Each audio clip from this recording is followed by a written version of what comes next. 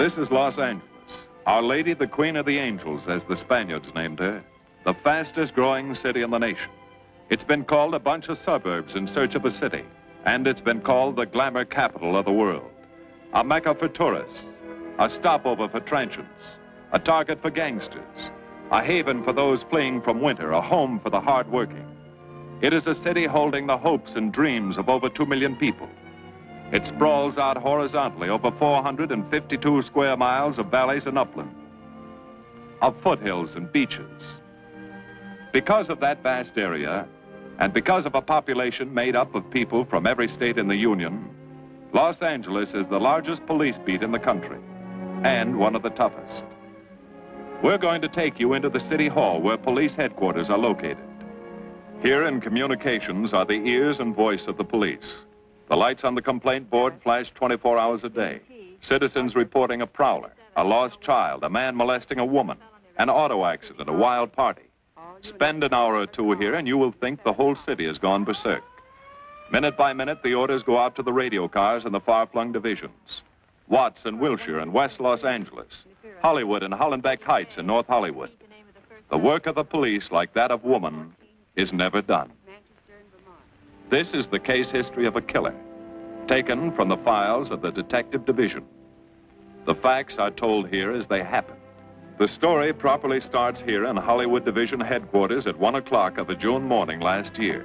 Officer Robert Rawlins had finished his tour of duty and signed out. It had been a tough day. He'd be glad to get home. His wife would be waiting up for him as she always did.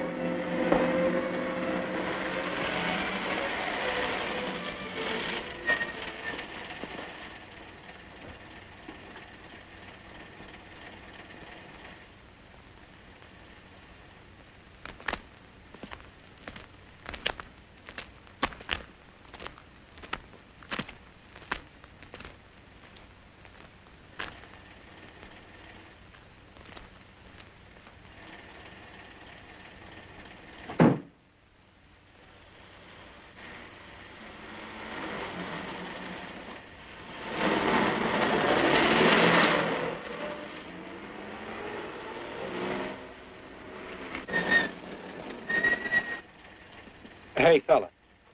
Come here. What were you doing back at that radio shop? Just looking. I was on my way home. Live around here? Yeah, a couple blocks down. Let me see some identification. Sure. Yeah, I guess I forgot my wallet. Look, lad, I've got to see some identification. How about my Army discharge? I got it right here.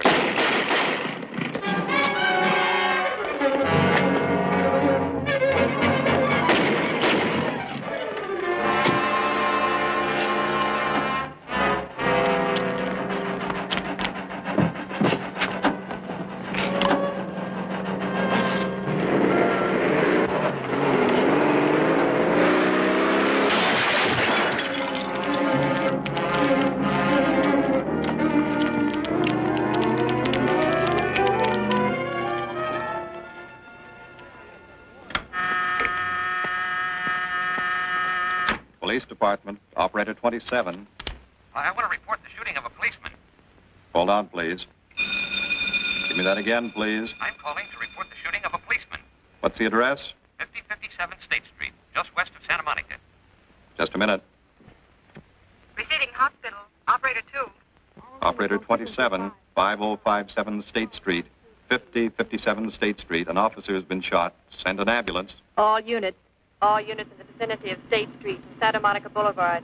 Proceed at once to 5057 State Street, 5057 State Street. An officer shot. Code 3.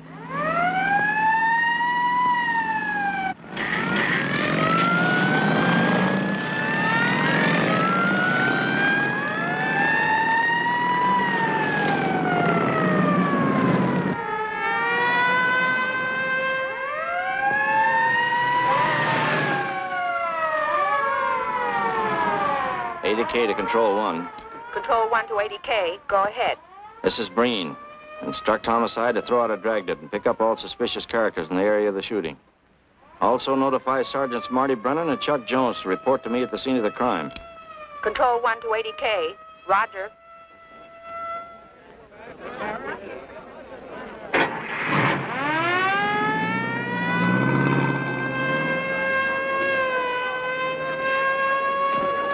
I see. Well, what have you got so far? Well, not much, Captain Breen. A couple of cartridge cases. Oh, Marty, Chuck. Hi, Cap. Eyewitnesses? Who was first on the scene, reported it? I was. I live here. I'm a light sleeper, but my hearing is good. And my Did cat... the officer say anything before he collapsed? Yeah, he gave All a description of the fella. On He the was... shooting of the officer. Suspect is a white male American, age 26 or 7, 5 feet 10 or 11, 155 to 165 pounds, brown hair, regular features, pencil mustache. Repeat broadcast. All units. Is that about it? Yes, sir, exactly. And the officer kept saying, he looked like such a nice kid. He looked like such a nice kid. As if he couldn't believe what had happened to him. I see. Is that all? Yeah. Thank you very much. Yeah, well, anything else I can do, I'd be glad to help you. We may call you. Get his name and address, will you, Bob? This door been checked, Lee? Yeah, it's okay, Captain. Find anything? Nothing but some smudges so far. Found this in the glove compartment. I think it's nitroglycerin. Doesn't look quite right. Well, check it down at the lab. Right.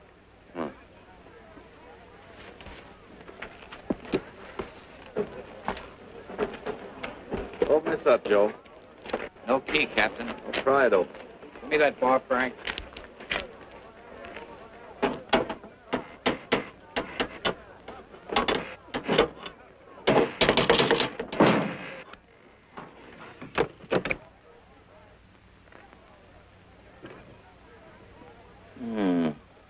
Regular arsenal. Yeah, get a load of that. What is it? I don't know. It looks like some kind of an electrical device. United States Navy. It's either stolen or war surplus.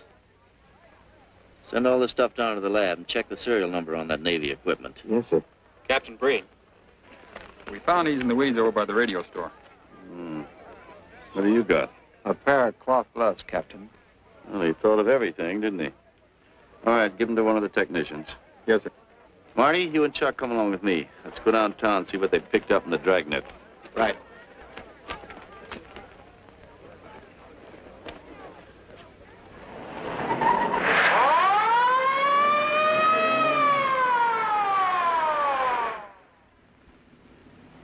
You know him, Marty? Yeah. I know his wife, too. Ever since high school. Captain, I wish you'd let Chuck and me handle this case.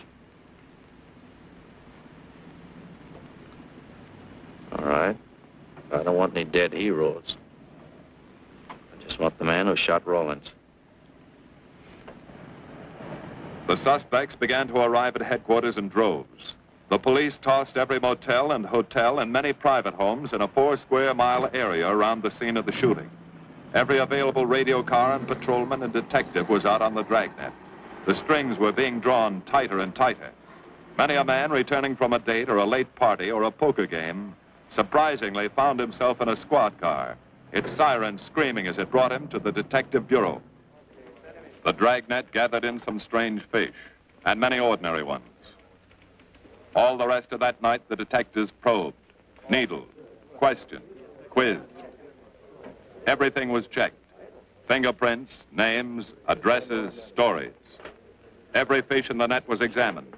Most of them thrown back into the sea, not worth keeping.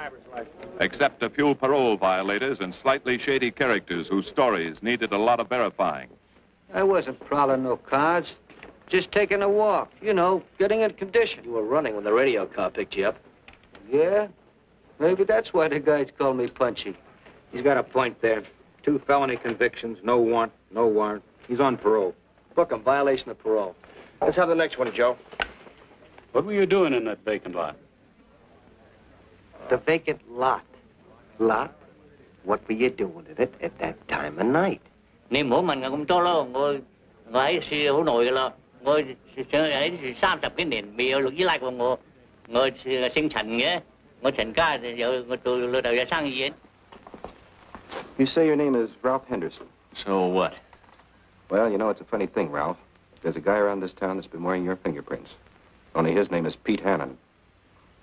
Okay. So I'm dead. So what's one more confession in my life? Now you're talking, Hannon. Okay, Andy. Hello, Harry. What have we got here? Oh, some robbery suspects. Candidates for San Quentin. Handsome here is the big shot. He runs the outfit. Have a gander at his record. Car theft, escape from reform school, robbery, assault with a deadly weapon. Not bad. Look at the heater we found on him. German Luger, fully loaded. Redhead here tried to carve up one of the arresting officers with this pretty toy. Nice boys. By dawn, many minor wrongdoings had been uncovered, and a few incipient felonies. The checking of the suspects had been thorough, painstaking, and tedious. But all the work was for nothing. The man who had shot Officer Rollins was not among them.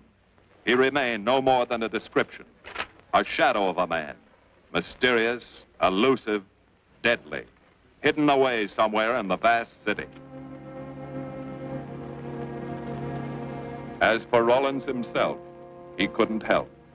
He was in a coma at receiving hospital. Mrs. Rollins waited out the long, tense hours while her husband fought to live. Many another officer's wife had so waited. Many another will. The word came shortly after sunup.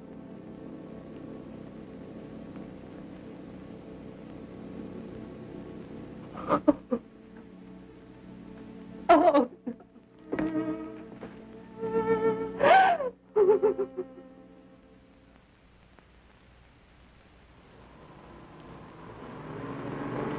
Day. A white male American, 26 or 7, 5 feet 10 or 11, 155 to 165 pounds, brown hair, regular features, pencil mustache. This was no frightened fugitive. What went on in his mind? Why had he set his hand against his fellow men, taken the life of another, of a stranger, of a man who was merely doing his duty? He must have some plan, some goal that called for sudden death to anyone who got in his way.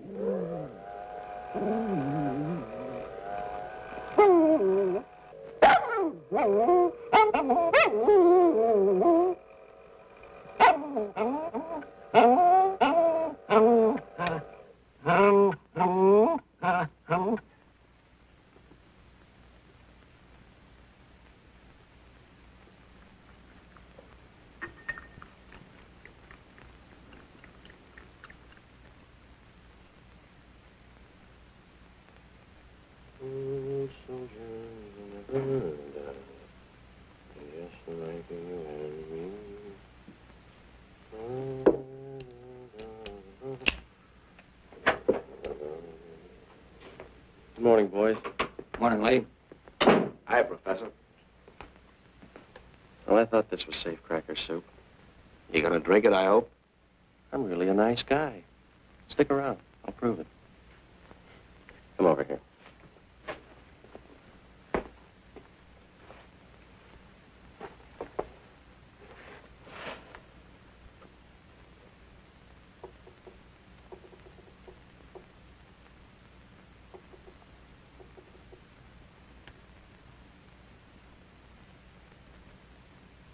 Hold this for me, will you, Chuck?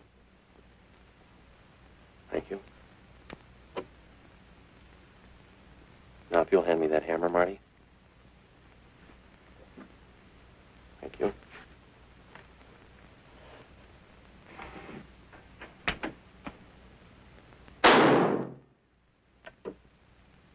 Yeah. Nitroglycerin. I didn't ask for a collection of fingers, just fingerprints. All those nice fingerprints on the car belong to the man it was stolen from, Cap. Nothing on the guns or picklocks? Not even an interesting smudge. The gloves? Common type, worn by undertakers. I'll check on them. They won't show anything. What did your scientific test show? A couple of little things. Tool identification on these picklocks. I got one under the scope. You want to take a look? Yeah.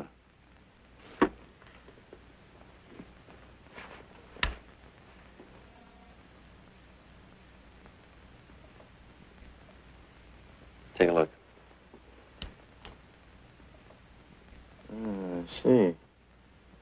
Well, it seems to tie the tool up with the lock. Now, if that microscope could only tell us who did it. I'm working on that. No, only an amateur would carry that liquid dynamite in a car. This boy's no amateur. Took the precaution of desensitizing it so it'll take normal shock. Took a lot of other precautions, too. No fingerprints, no identification, nothing definite. Except he's scientific. Knows electricity. Is inventive. Yeah. I'm happy on the trigger. This is Captain Breen. Get me Captain Stevens a burglary, will you? I hate to disappoint you, Lee, but I think you've come up with something. Hello, Steve. How are you? Did your daughter's marriage come off all right? Good. Look, Steve, on those burglaries of electrical equipment lately, were there any where picklocks were used to gain entry? Good. Well, let me know if there's another report of one, will you? I've got an idea the Rawlins killer may be tied in with those. Fine. And give my regards to the newlyweds, too. So long, Steve. Well, what are you waiting for? You've got a job, haven't you? Get going. Yeah, let's go, Junior. Hold this for me, will you, Lee? Thanks. And so, with no fingerprints and only a vague description to go by, Sergeant Brennan turned to the modus operandi file. A criminal, like any human being, has his own habit patterns, unconscious traits that can lead to his downfall.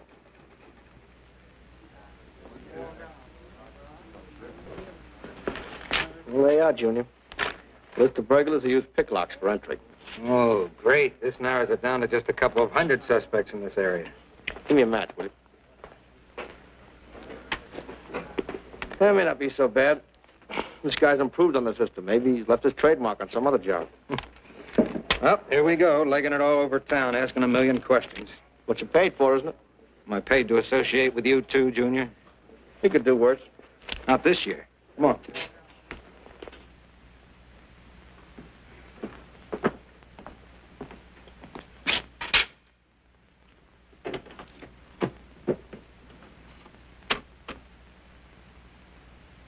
Car 12, car 12, in the 10,000 block on Mississippi. A 394-15 disturbance.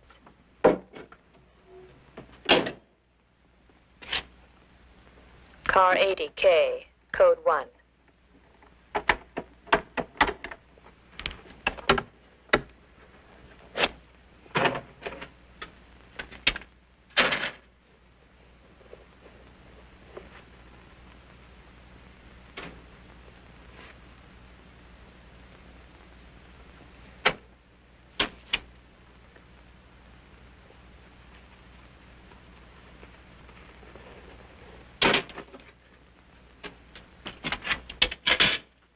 All units, on the broadcast of the suspect arrested in the shooting of Patrolman Rawlins.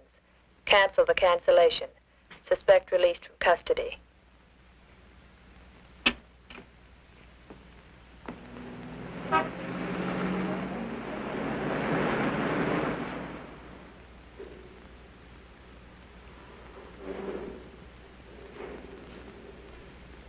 Oh, hello, Mr. Martin.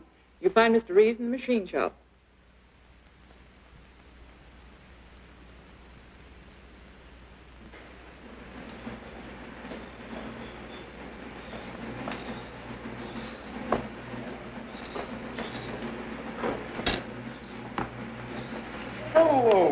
Roy. Glad to see you.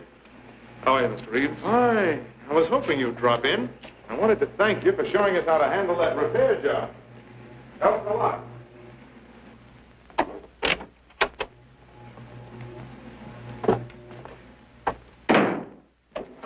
Oh, what have we got this time?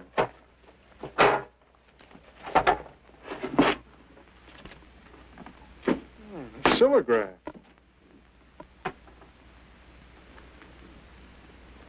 Well, there are plenty of these around, Roy. Not like this one. Yes, I see. I suppose, as usual, you've added your own improvements. You know, it seems wrong that a man of your talents should bother consigning equipment for rental. I'd like to see you devote yourself entirely to experimental electronics. It'll come one day. I'll have a place like this. Well, why wait? I've got a pretty good setup here. You'd have modern equipment to work with, a lab, and my confidence. Thanks, Mr. Reeves. I have other plans. But, Roy, you can't tell where it'll lead. Might even work your way around to a percentage of the business. I like it this way. You just rent out my equipment. All right, Roy. All right. But if you should change your mind... I'm not likely to change my mind. I suppose you want me to set this up for rental, too. Mr. Reeves, you've already got 5 pieces of my equipment. And you'd like to know what results I've had from the rental so far, Well, I can't say as I blame you. I think you'll find this satisfactory. Satisfactory. Goodbye, Mr. Reeves. And you'll come back again soon, won't you? Sure. Oh, incidentally, how's that television projector coming along? The one you said would reflect a 12-foot image. Still working on it. I just wanted you to know I've already set up a rental on it. In fact, I think they'd like to buy. It'll come pretty high. Oh, money's no consideration with this customer.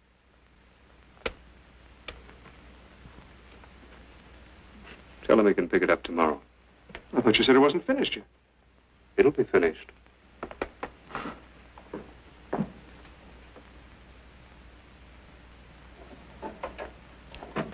It uses an image fixer and then projects by ordinary incandescence.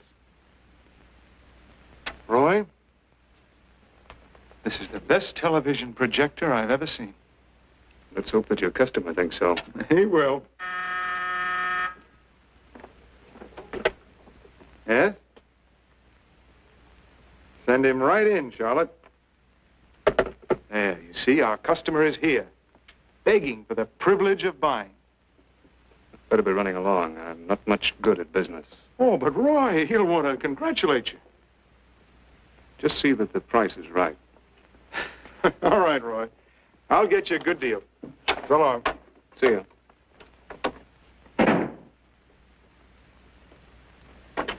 Well, Mr. Dunning, come in. Isn't it a beauty?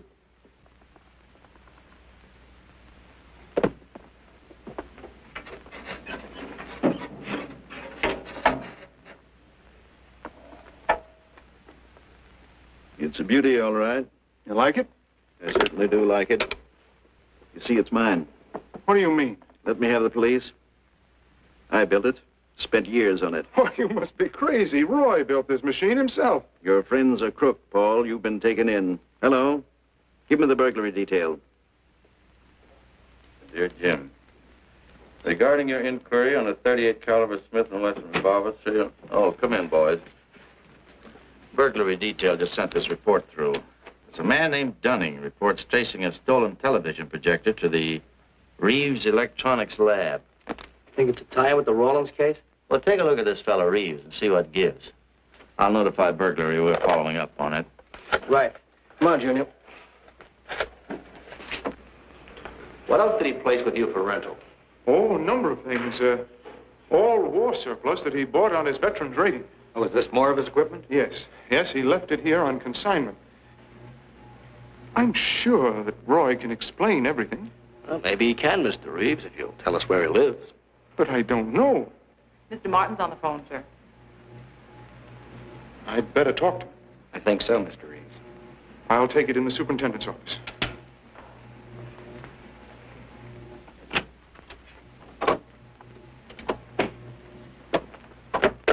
Tell him that you sold the set, and his money's waiting for him here. Find out what time he's coming by. Put Mr. Martin on.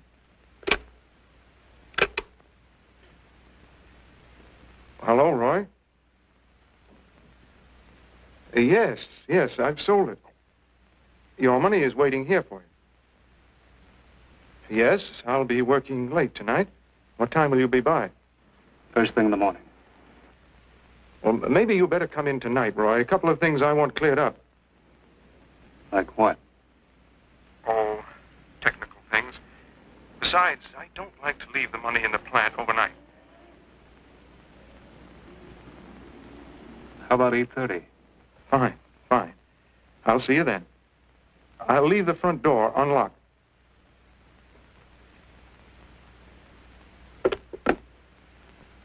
You'll be here at 8:30.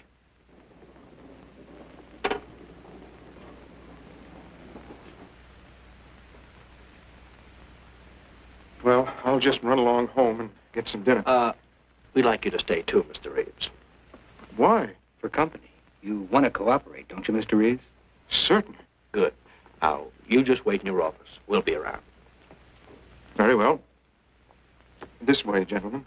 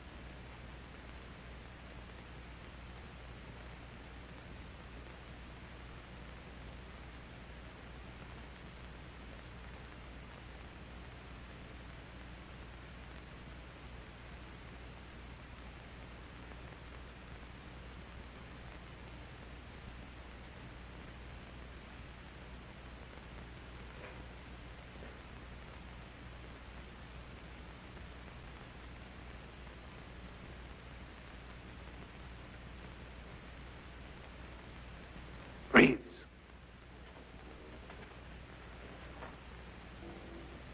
that you, Roy?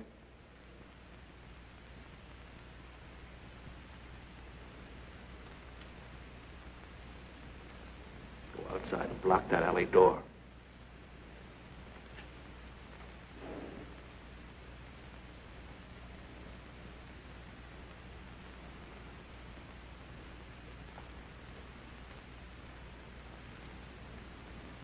Where are you, Roy?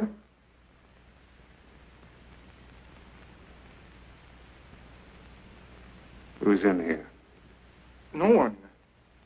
I'm alone.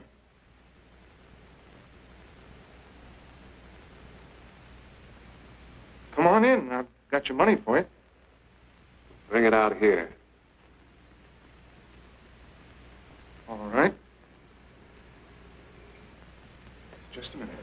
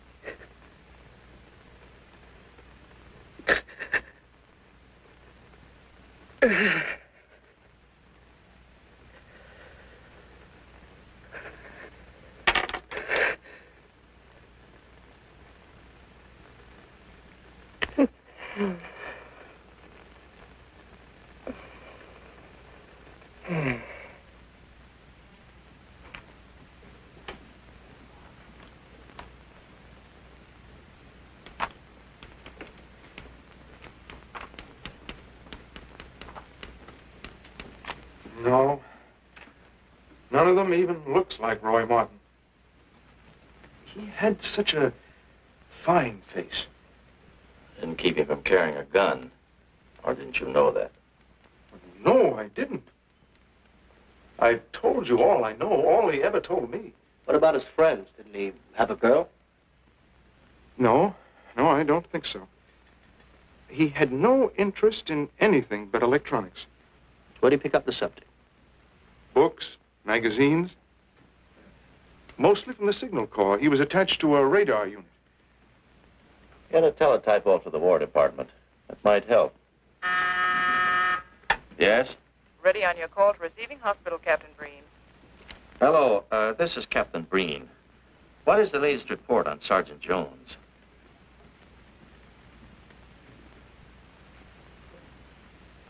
I see. Well, let me know if there's any change, will you? Thanks. Chuck's in pretty bad shape, Marty. He's paralyzed. May never walk again.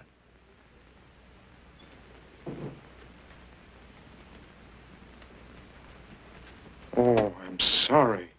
It's funny that Martin showed up at 7 when he told you he wouldn't be there till 8:30. I don't know why. Except he was always unpredictable. I'll tell you why. Because you warned him. That's why he came early. That's why he came in the back way. But you heard me tell him the front door would be open. And the key didn't let him in the back way? He must have had one made. Why don't you tell us the truth? Marty.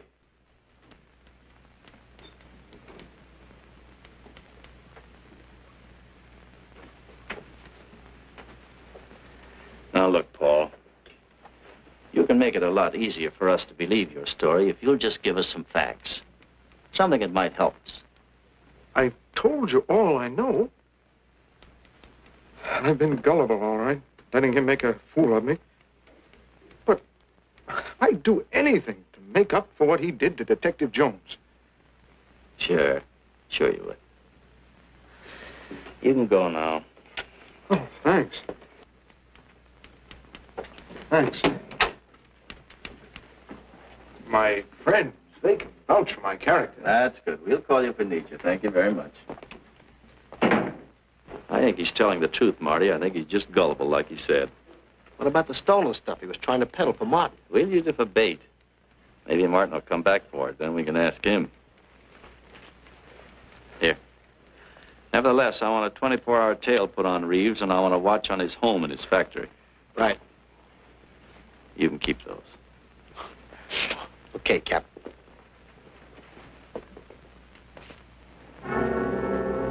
And now the killer changed his tactics, his modus operandi. It would baffle the police. They always expected burglars to remain burglars, not go in for stick-ups. They'd never tie this up with him. So wearing a variety of disguises, coming and going like a shadow, ready to kill if cornered, he struck the bottle stores in a one-man blitz that had the robbery detail dizzy.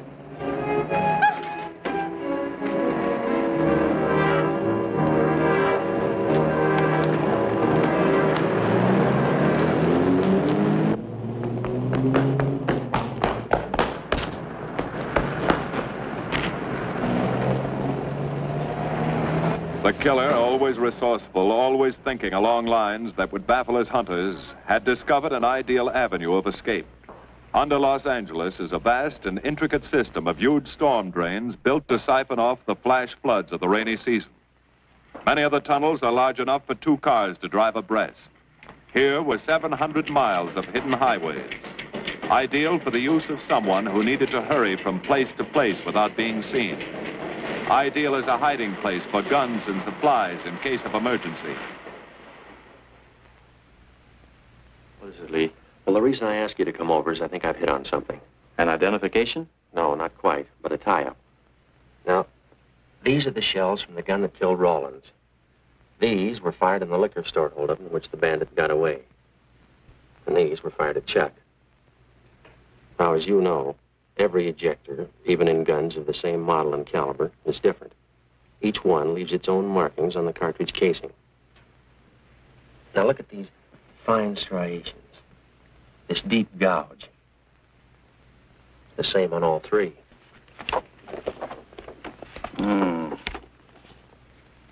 In other words, the man who killed Rawlins and the man who shot at Jones and Brennan, the stick-up who's blitzing the liquor stores are all the same man. Right. All we need to know is what that man looks like. Get me Chandler and robbery, will you? I've got an idea about that. Also, it'll give us a chance to see if Reeves is on the level with us. Steve, Breen, about those blitz holdups you're on. Round up all the victims and have them down here tonight, will you? Oh, it's just a little scheme. Thanks, Steve. That's good. Now sketch another one of the same type, only this time thin it out a little, huh? All right. Hi, Lee. How's it coming? Be ready for tonight? We'll be ready. Think it'll work? It should. Where'd you get the idea? From a kidnapping case in Chicago. But I thought these slides might be an improvement over the method they used. Could be. Captain thinks so.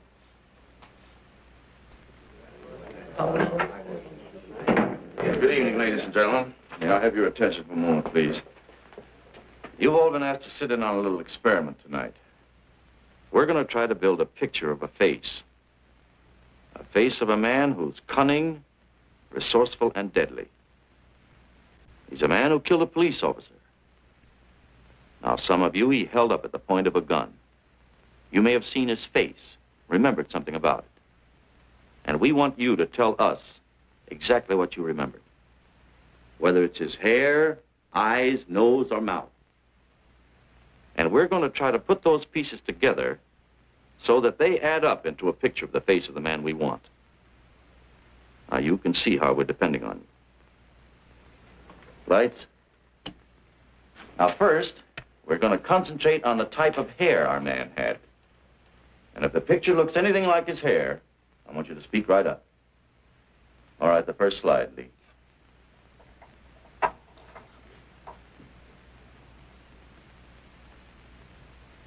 His hair had waves in it, well groomed. That's the idea, Miss Smith.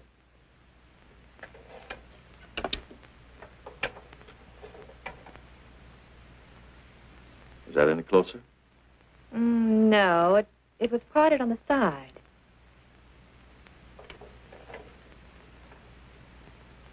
Oh, that's more like it, except it was thicker.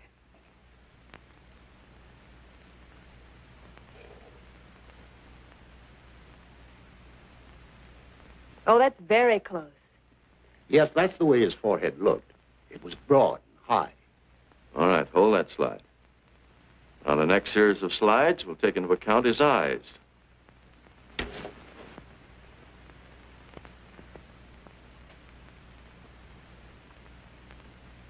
Oh, 1 minute, please. Wait, 1 minute.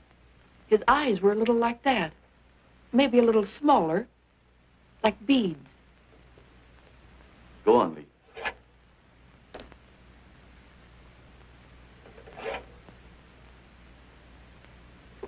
Now you've got it. Now hold that slide, Lee. Anyone else? That looks like him, only a little madder. He had a patch over one eye when he came into my my place of business. I remember noticing that the one showing was blue. Well, the guy that stuck me up had on horn-rimmed glasses. He was wearing a Band-Aid across his nose when he knocked me over. Uh-huh. All right, hold that, Lee. Well, so much for the eyes. Go ahead.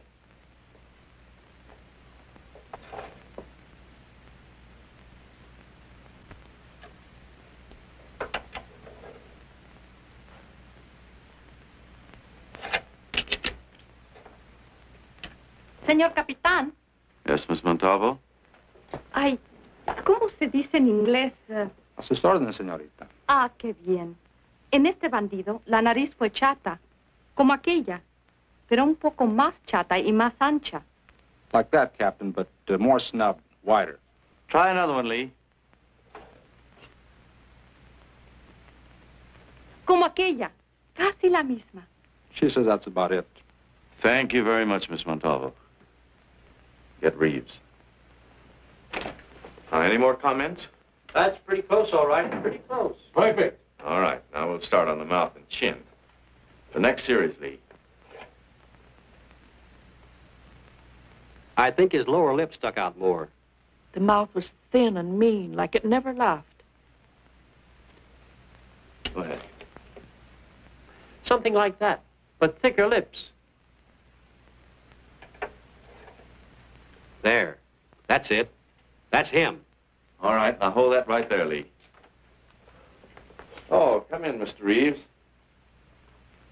Good evening, Captain. Did you ever see that face before? Why, it's Roy. Except for the hair being a little lighter and the eyebrows heavier, it's Roy. You're sure? I'm positive I'd know him anywhere. Lee, I want a retouched photograph. Now lighten the hair and give more body to the eyebrows. Right. Lights. That's all. Thank you very much. You've been a great help. It's positively amazing how you found out what he looks like. Well, we're looking for an amazing criminal, Mrs. Johnson. Thank you and good night. Good night, Captain. And so the face of the unknown killer, built up from fragments of evidence, was sent out all over the country. To chiefs of police, to sheriffs, to county constables and county jailers, to the wardens of prisons, to all postmasters and postal inspectors, to the agents of the Treasury Department, to the FBI. They showed that picture to the inmates of jails and prisons, to men with a wide acquaintance among the cat burglars and the violence boys. Informers and conmen and sharpshooters were quizzed, those on the fringe of crime and those deep in the rackets. Many wanted to help. Nobody could. No one in the underworld recognized that mysterious face. He was as unknown as if he had lived in the 16th century.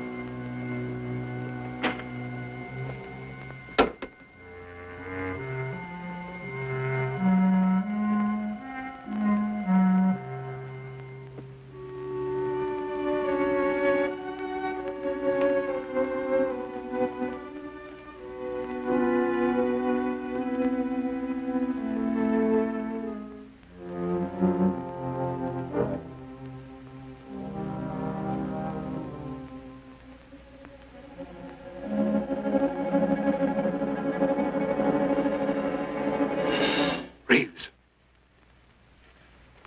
Roy. Listen carefully, Reeves. Control yourself.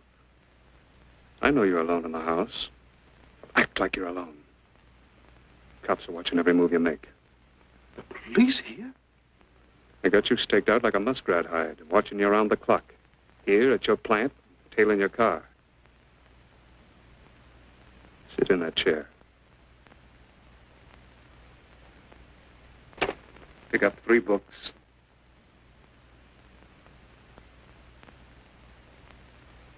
Don't look up and don't answer me. All right. But glance at the books.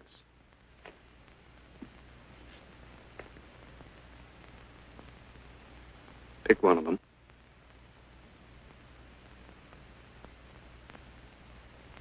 Okay. Now, that's the book you want to read before you go to bed. Now, get up and turn off the lamp.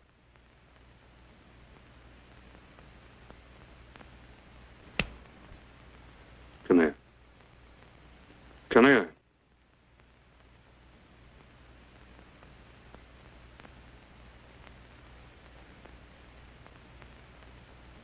Go in the den.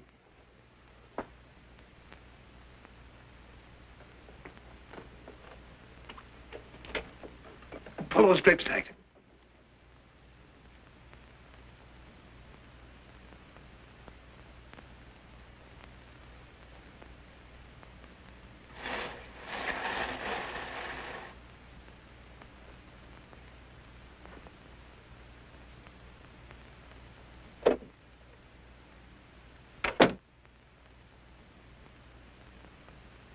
Now get away from him.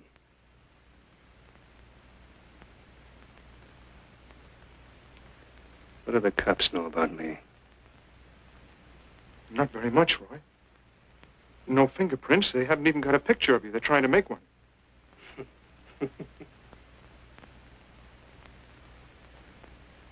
How much cash you got in the house? None. I never keep any cash in the house. It isn't good business. I suppose you think it was good business letting me walk into that trap. No, Roy, no. Don't do anything you'll regret. Now, listen to me. It isn't too late. Give yourself up. Come to your senses before you kill someone else.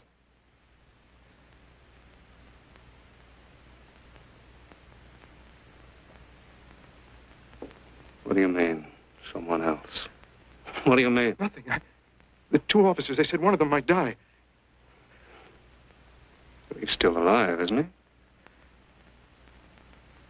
Reeves? I never thought you'd stooge for the police. You almost got me killed. Roy, you know the police are right outside. You'd never get away with it.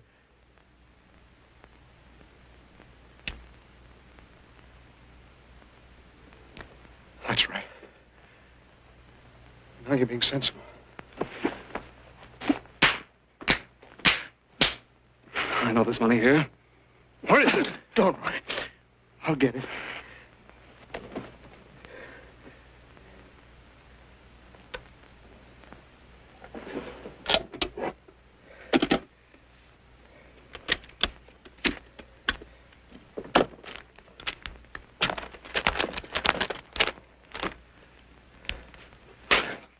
It's not enough.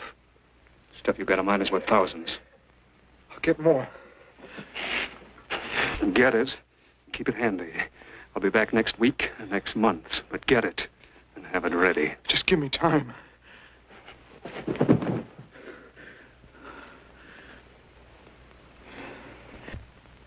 Oh! Look, I don't want policemen outside my house following me around. That's what made Roy suspicious. I'm leaving in the morning. I'm afraid I'll have to disappoint you, Paul. Unfortunately, you're our bait. I won't do it. I've done enough. Look, no one's done enough until we find this killer. I asked you to keep a sharp lookout on this house, Marty. I did. Two of the best undercover men in the department were assigned here. That didn't keep Martin from getting in. What's the matter? You tired?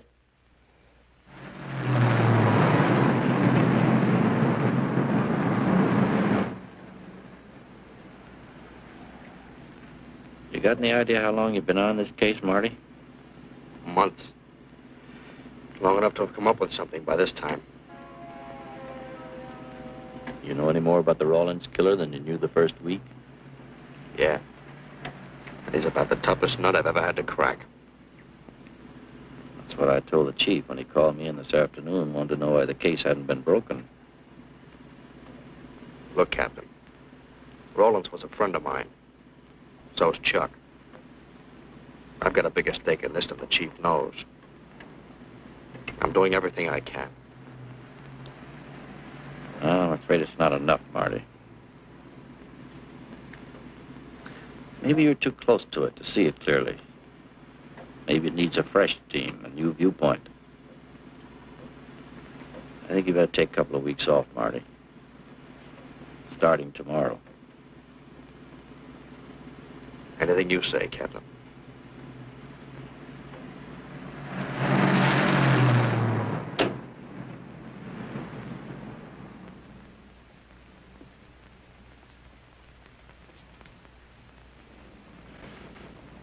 Hiya, Marty. Hi, Chuck. Meet Miss Scanlon, my new bodyguard. He's the one I've been telling you about. Oh, you mean the one with the steel trap brain? How do you do? Hello. Say, this guy been behaving? After a fashion. See, she takes me out in my go-kart, puts me to bed, wakes me up, dresses me. You're perfectly capable of dressing yourself now, Mr. Jones. I'll be back in a few minutes. Well, how's it been going, Junior? Oh, pretty good, Chuck, pretty good. Is that why you're off the case? How'd you know? Breen was in to see me this morning. Oh. Suppose he also told you they put a new team on the case. He told me everything. Yeah. Let's see what his new boys dig up. Well, maybe they'll examine the facts of the case a little more carefully. What facts? That our man's sharp, that he's intelligent and works alone, that he has no record, never leaves a fingerprint and knows every move we make? Sure, plenty of facts, only they add up to nothing. Sure, forget it. You got yourself a 10-day vacation. Go on down to the beach, get a suntan. By the time you get back, the case will be broken. Isn't that what you want? You know better than that. All I know is what I hear. You sit there batting your gums about how the old man let you down. Maybe he's trying to wake you up. He's got a funny way of showing it. There you go, flying off the handle. Always taking things for granted. I wish I could get up and boot some sense into you. He knew what this case meant to me. He still does. That's why he's trying to get you mad enough to do something about it. You don't really figure that's his idea, do you? I know it is. Ah, it's a tough case, Chuck. Not an angle, nothing to go on. You'd know what I meant if you were out working with me. I have been working with you. That's all I've had to do lately, just sit around studying what little facts we have, trying to figure out who he might be. You know the kind of a guy we're up against, then. I tell you, Chuck, this guy's a genius the way he operates. As if he were right there with us every time we go out after a lead. Oh, sure. Breen's been tipping him off just to make you look bad. Yeah, almost like that. Well, he beats us to the punch every time. There's your angle. You just hit it on the head, but you don't see it. Look, start adding. 1, he's unknown to the underworld. 2, he beats you to the punch, right? And 3, it's almost as if he were with you. Isn't that what you said? Yeah? Well, tie that up with a lot of other little things, like the fact that he uses a police gun and the accuracy of his shooting. Anybody could buy a police gun, and the Army could have taught him how to shoot. Yeah, but who taught him how the police operate? Oh, I know what you're driving at, Chuck. But a cop. Those things happen. Yeah. Now, if I were still in the case, I'd start with our own department first, then Santa Monica, Culver City, Burbank, Pasadena. See you later, Junior. Hey! Don't let him out of your sight, beautiful. It's the first time in years he's used his head.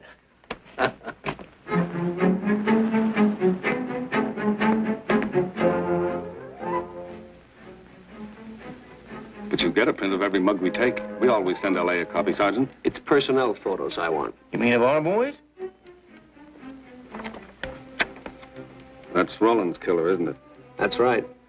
You've checked your own department. We did that first.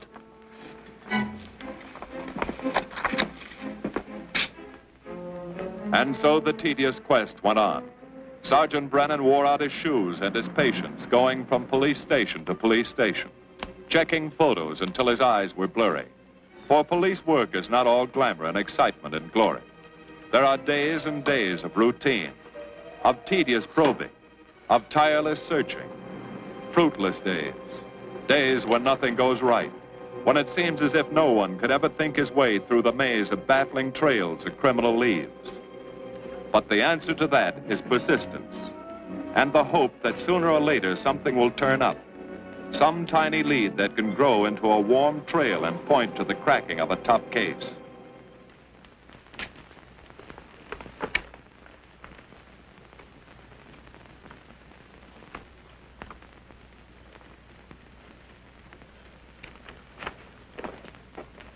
Well, that does it, boys. Can't say I'm sorry you didn't find him in here. I'd hate to think it was a cop. Doesn't seem to be anybody. Just a lot of pieces of a face that never existed. Do you mind if I see that again? Sure, frame it. Put it on your dresser. Wait a minute. He wasn't a cop. He was a radio technician right here in our dispatch office. What did you say? I'm saying he worked here in 42. Well, come on, give. I remember the kid well. He was sort of strange, never bothered with anyone in the department, just kept to himself. But he was in line for promotion when he was drafted. Where was he living at the time? I don't remember. Try the dead files.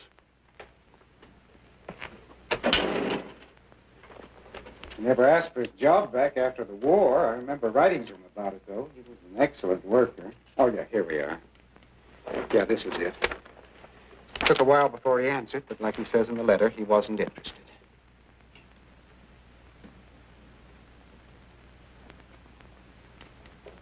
Hmm? Postmarked Hollywood. No return address. What do you want us to do? All the work? Oh, thanks a lot, Freddie. You remember, he was a civilian employee.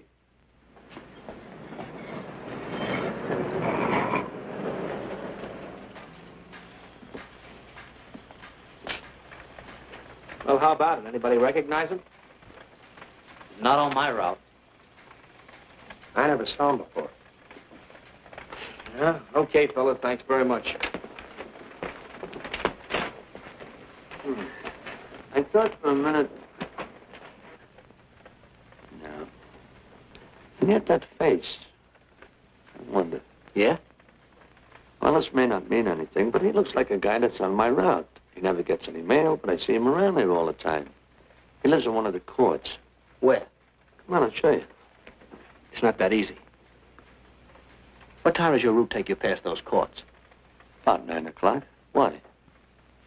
Just thinking.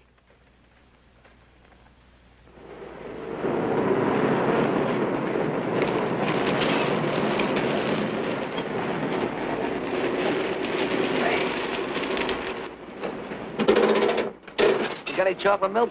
Sure have, buddy. Yeah. Thanks. Which apartment? Straight on back. Second in the yell. Number 7. Right. Kind of warm today, huh? Oh, it's not too bad for this time of the year.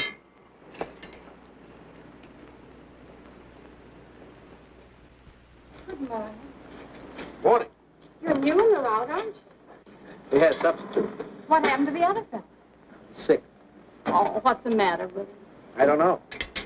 I catch everything. Hear about it on the radio, and next morning I got it. Too bad. You aren't very social. The regular fellow always stops and talks to you. Sorry, lady, I'm a little late this morning. I was hoping maybe you could help me. There's something very funny going on in this court. Yeah? I was scared to go to the police with it. I thought maybe I might be poisoned. What? Yeah. By the manager. She's a witch. She's a what? A witch. She puts poison in my milk. Oh, I see.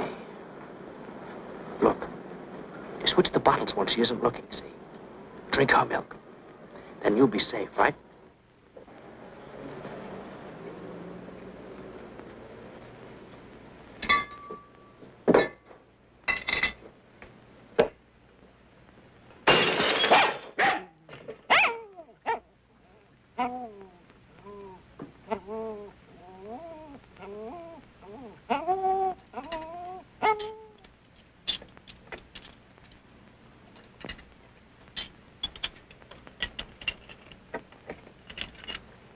Why, I had a little accident. Got a mop, I'll clean it up. Leave it be. I'll clean it up myself. Okay, mister.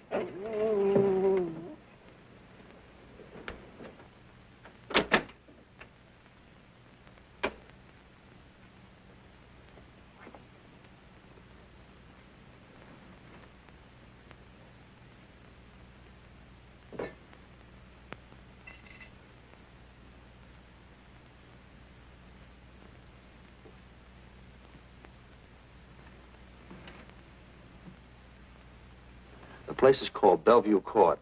I drew this from memory, but it's pretty close. That's where he's hiding out, right there.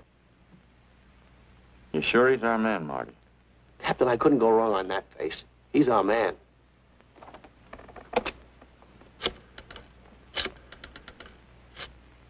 Now, there are 5 cottages in this area, and 2, number 6 and 7, in the L at the end of the row. Our man lives in number 7. This building department plan will show you the whole layout. It's bounded on 3 sides by Fuller, Santa Monica, and Poinsettia. Now, the court is partly surrounded by a high wall. Breen, homicide. Good. You keep your eyes open until we get there. Morgan has just gone into his bungalow alone. Any questions? All right, you all have your instructions. Let's go.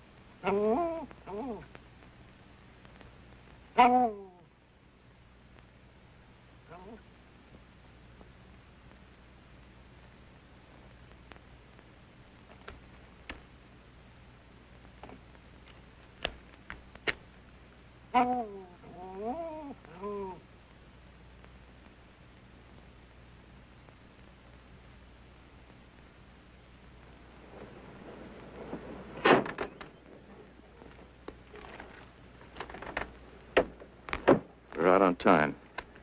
Wait 5 minutes. Go around and block the side entrance. Keep your lights off.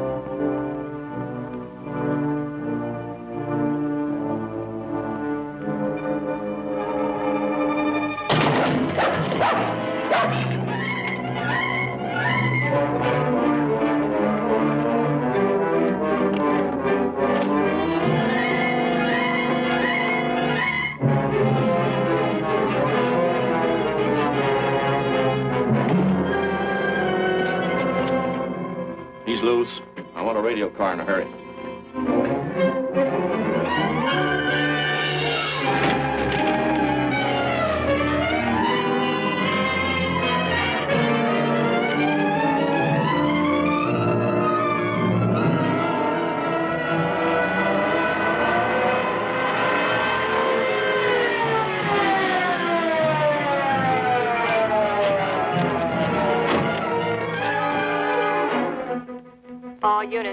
All units in the vicinity of Santa Monica and Fuller. The murder suspect in the Rollins killing is at large.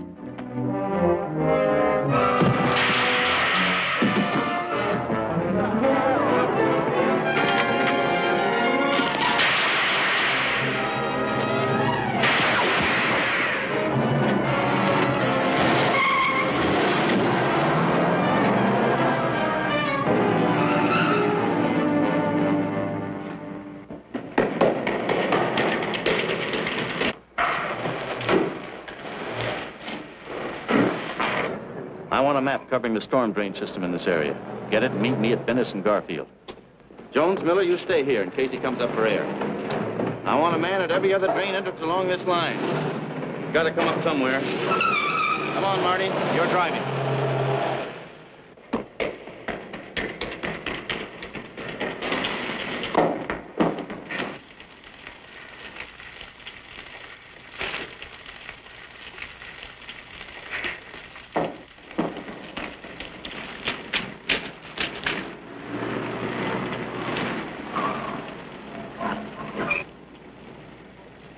Keep this drain covered.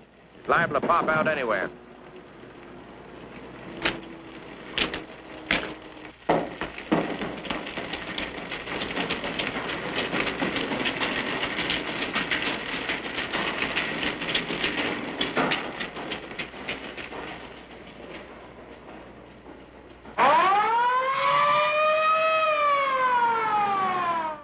Why Venice and Garfield, Captain? It's the main intersection of the system. We can head him off that way.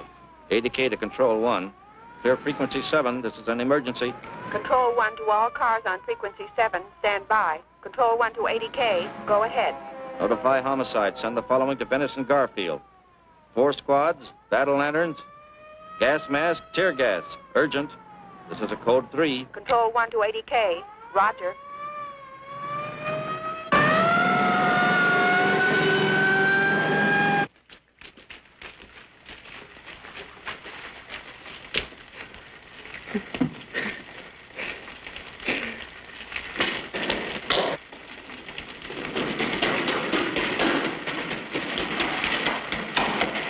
And he'll probably head down this main drain to where it comes out at the Rio Hondo. Now, you take your squad and cover that exit. Right. Keep all spare radio cars cruising back and forth along this main street. Watch the curb inlets. We'll go in here.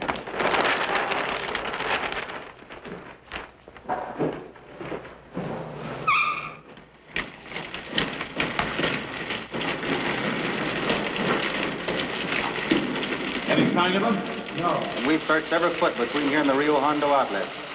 Then he must be up ahead. Let's go.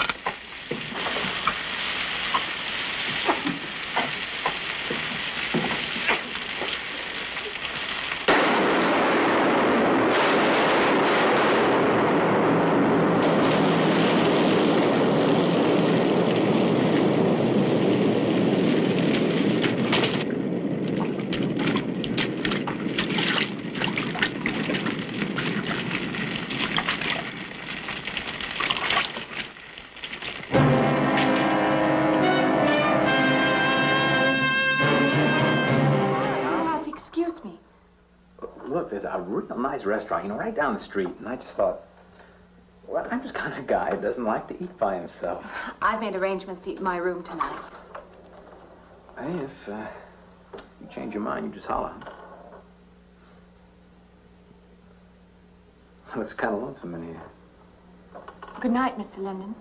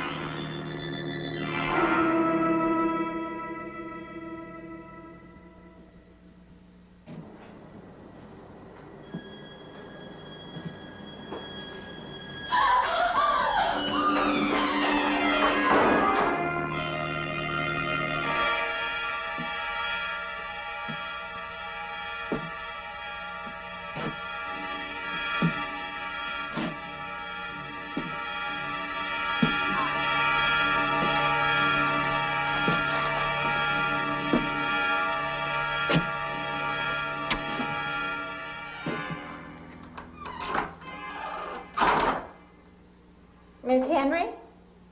It's Miss Thomas.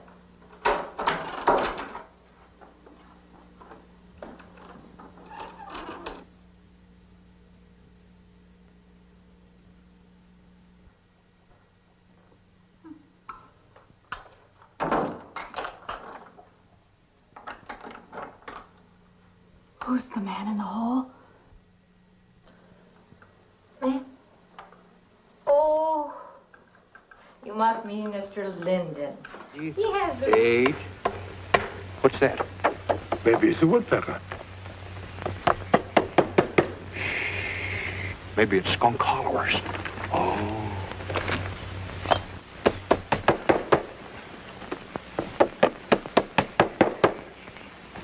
Oh.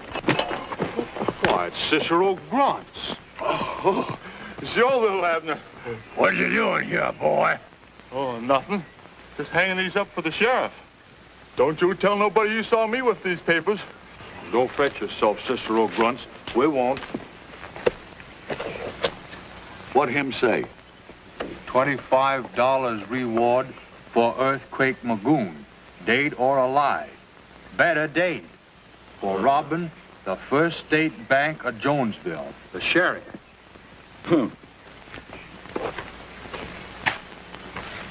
And you would really say $25 cash money? That's what it say. Oh, that sheriff must think we all idiots. There ain't that much money in the whole of tarnation. Oh, shit. What's the use of talking? Anyone knows you can't go into Skunk Holler and come out alive.